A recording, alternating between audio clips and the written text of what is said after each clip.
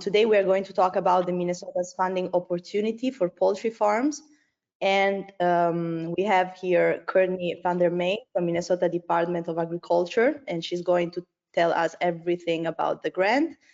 And we also have Craig Duhr from Bird Control Group, and he's going to explain how newest laser technology, the laser bird deterrent AVIX Autonomic from Bird Control Group, can help poultry farm combating avian influenza.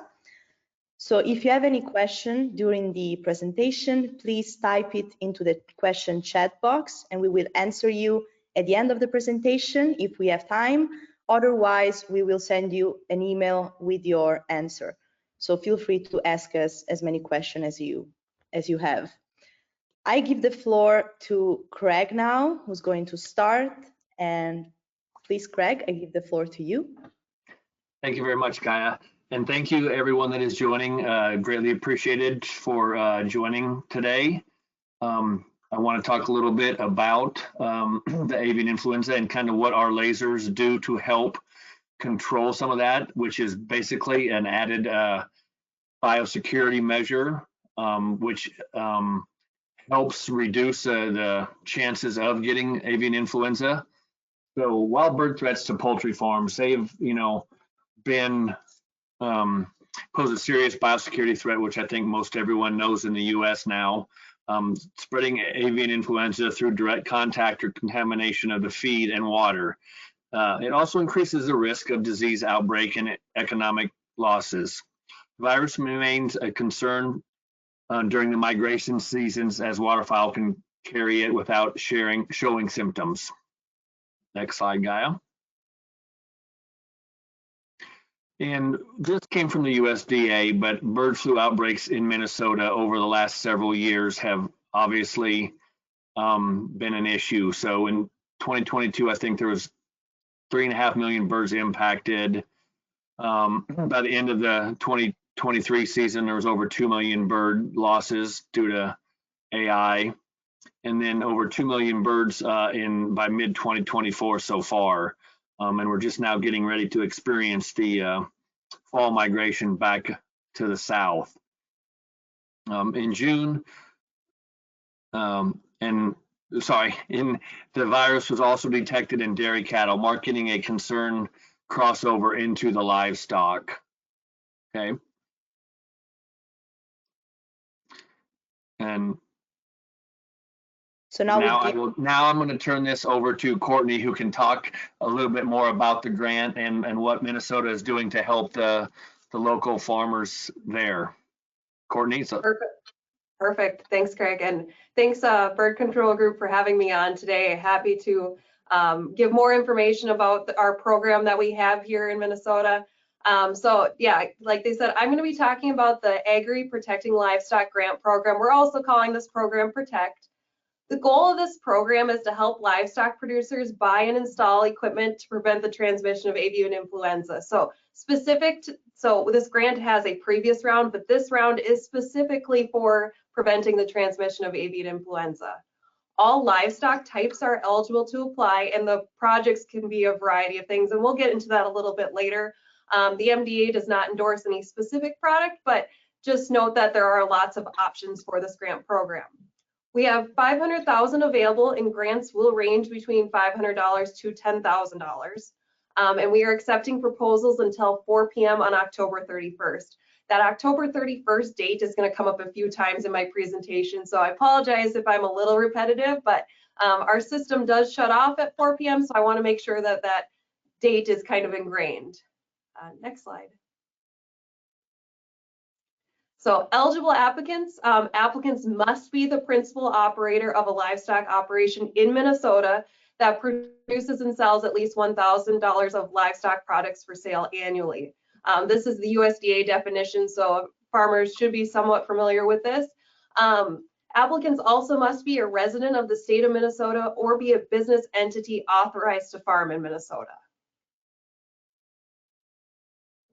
Eligible projects, I hit on this a little bit before, but grants must be used for the installation of measures to prevent avian influenza, again, in Minnesota. If we accept your proposal, we will reimburse eligible costs included in your project budget. So a key word here is reimburse. This is a reimbursement grant, so you would incur the costs and then you would be reimbursed later. And then another key thing, that project budget. We'll go into that a little bit more later, but just want to kind of bring up some key terms now. So some example projects that we included in our request for proposals may include but not limited to isolation pens, electronic animal ID systems, truck washes, air filtration systems, Danish entry systems, exclusion systems to keep wild birds away from livestock facilities, and then inflatables, lasers, and sound machines, again, to keep those wild bird species away from our livestock operations. Next slide. Some other project details. The project must occur or be completed between February 1st, 2025 and June 30th, 2026. So if you purchased something last week that you want to apply for, it wouldn't work in this case, as the project must be a forward project. So something you're going to do after next February. So likely not going to work for this migration season, but we're hoping to get ahead of that spring migration next spring. Again, be conducted in Minnesota and include a 20% cash match or personal labor contribution. On the next slide, I go into that cash match, so we'll dive into it right there. So the match, what that looks like. So we have that 20% cash match. It can be reduced by $2,000 for personal time and labor. So some really easy math that I decided to use today. So say you have a project, it costs $12,500. You're not going to ask for any personal time and labor in that example. So your total cost ends up being $12,500. You're eligible for a grant reimbursement of $10,000, and then your cost, so your match that you're contributing, is that $2,500. Moving into example 2, say you have a $10,000 project, you're going to contribute $500 in personal time. So you would, in your application, estimate how much you want or charging, say, for your personal time. In this case, it ends up being $500. So your total project cost is $10,500, making your grant reimbursement $8,500. Overall, your personal investment is $2,000, but $500 of that is in your own personal time, and $1,500 is that cash match that you contributed. If any producers have issues calculating match, we actually are doing that on our end after the application closes. But if you want to know how much you would be eligible for, they could reach out to me and we could discuss that. Next slide. So what does the application process look like? If a applicant has not worked with us before, this is kind of a brief synopsis of what it's going to look like going through step by step. So we are accepting proposals until 4 p.m. on October 31st, 2024. Again, system shuts off. Be sure you get your application in if you're going to apply. From there, review begins. So our applications are scored based on the application scoring sheet in the request for proposals by outside reviewers. So I'm not scoring these. We look to people who have knowledge of this industry to score these applications. And then, so again, we'll talk about maximizing score in a little bit. But applicants are then notified about their status of their application on December 18th, 2024. From there, I work with the potential grantees at this point to submit the documents I need to get them into our system. So typically what that looks like is a grantee would submit an IRS W-9 form. For some other grants, there may be some more requirements, but I think that's going to kind of be our basis just to get you into our accounting system. From there, I draft a grant contract agreement between you and the state saying that you're going to, over the next however long, complete this project. And then once it's done, I'm going to pay you the granted amount. Work can then begin once that contract is signed by the parties that need to sign it. So we're expecting that contract start date to be February 1, 2025. Once a grantee has completed their projects, they would submit documents for reimbursement. And I'll get into that. I know it's coming, so we'll get into that a little bit later. And then there is a little bit of reporting requirements kind of saying, how did the project go? How is it impacting your farm? Just so the state knows what impacts we're making on these farms. So once you submit those documents for reimbursements and the report, we send you the check. But do note that grants are considered taxable income, so you would receive the appropriate tax forms based on that. Next slide. So, mentioned it before. What documents do I need to submit for reimbursement? In grant world, we call this proof of purchase and proof of payment. So what that proof of purchase looks like on our end is an invoice from the vendor or a receipt. And then an alignment of a proof of payment. So proof of payment would be a zero balance invoice, a cleared check, bank credit or loan document. So basically something showing that you made the purchase and you made the payment, or that it's intended, there's a plan for payment through that loan document. So a couple options there, but that and some reporting, which again, I mentioned this earlier, typically looks like, how has this impacted you? Have you had any challenges along the way? So I won't be scared of that reporting. It's more or less, how are we doing in serving the grantees in this process? So again, proof of purchase, payment, reporting. Next slide. So we're now at the application phase. We are accepting applications for this program. So how does someone apply for this? I highly encourage potential applicants to review that request for proposals.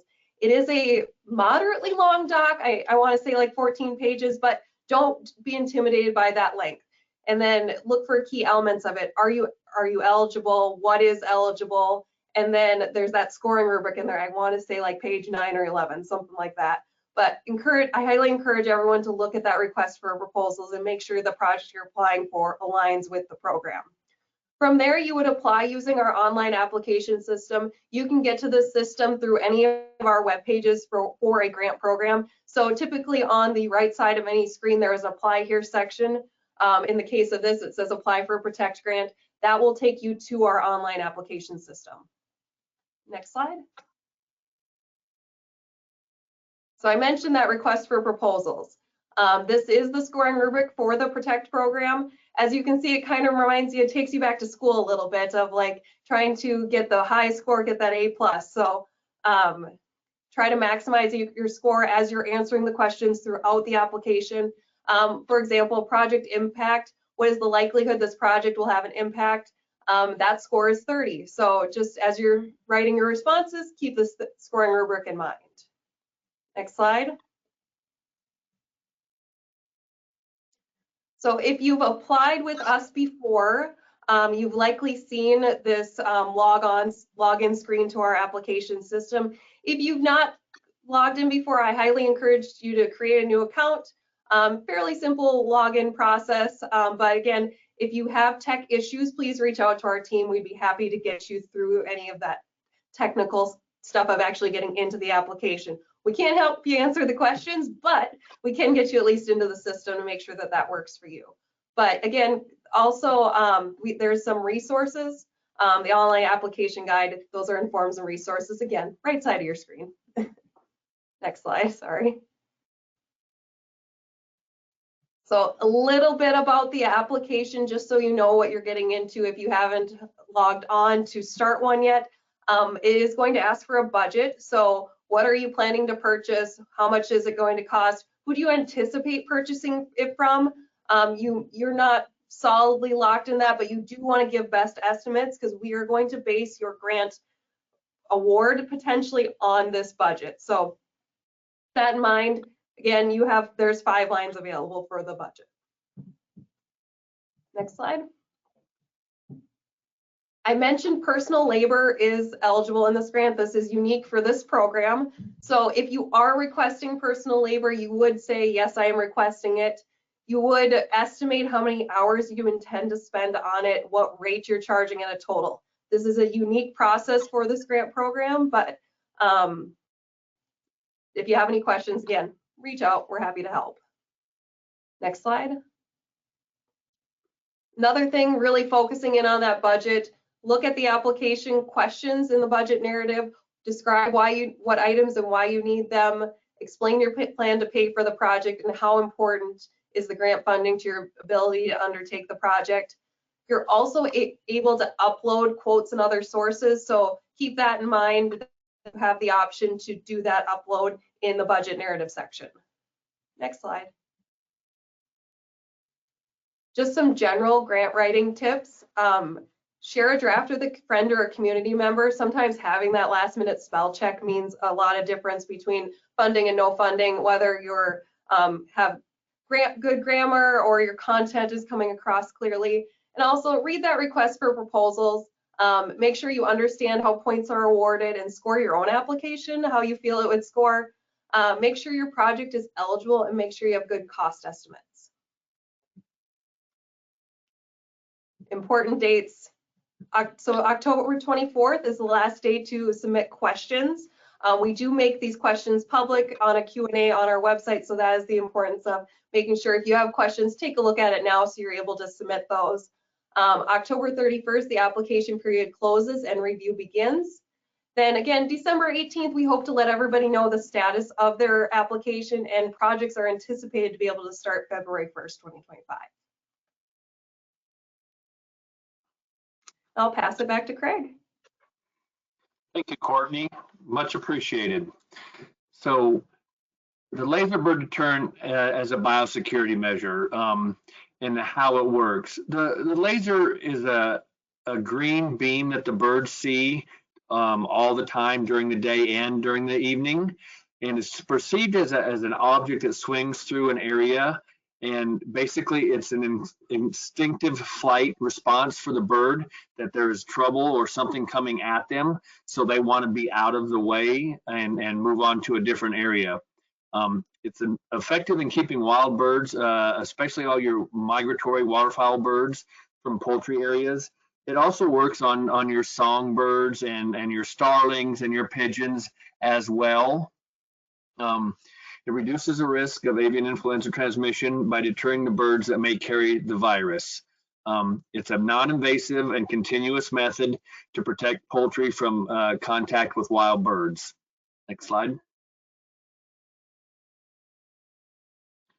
We did a study, and I'll mess this up, from the university over in the Netherlands. And it was conducted at a free-range poultry farm, high-risk avian influenza area with our AVIX Autonomic laser. And the results that did come from that were 99.7% rate for wild ducks visiting the free-range areas with our laser in use. 96% of that reduction of the wild birds during survive in morning hours, during sunrise, excuse me. Overall, 98.2% efficiency in reducing all wild bird species in the study area.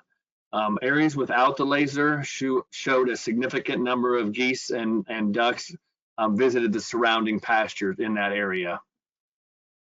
Next slide. The AVIX Autonomic Laser Bird Deterrent System is more than 90% effective in reducing your bird numbers. It's easy to install, and it's programmed on an app on your phone, a Bluetooth app. Easy to maintain with little to no maintenance, effective across long distances and wide areas. And the main thing we get to people ask, there is no habituation. The laser never runs the same pattern twice. It's always doing something different when it's running through your farm. So the birds do not have a chance to figure out what's going on as they would per se with a scarecrow or an owl or something that's stationary, or even propane cannons. Next slide. The platform is Connect and Academy. It's a very simple AVIX Connect user-friendly app. You can easily program and monitor your Autonomic. It's a learning platform, provides training courses on our laser deterrents, including the online laser safety course. And once we install these, we also have our technical team, after they're done installing, give a training session with this and show you how to program, and also let you program the laser so you have a complete understanding of it before we leave your farm. Next slide.